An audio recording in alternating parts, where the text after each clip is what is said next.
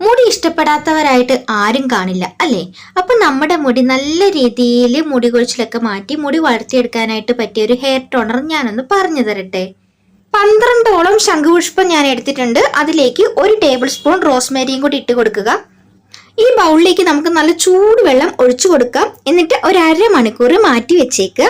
ഇപ്പൊ കണ്ടില്ലേ, നല്ലൊരു കളറൊക്കെ നമ്മുടെ ഈ വെള്ളത്തിന് കിട്ടിയിട്ടുണ്ട് കേട്ടോ. ഹെയർ ടോണർ, ഒരു അടിപൊളി ഹെയർ ടോണർ ആണിത്.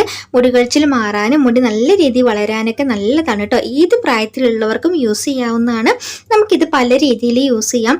നൈറ്റിൽ സ്കാൽപ്പിൽ അപ്ലൈ ചെയ്ത് കൊടുത്തിട്ട് നിങ്ങൾക്ക് കിടന്നുറങ്ങാവുന്നതാണ്.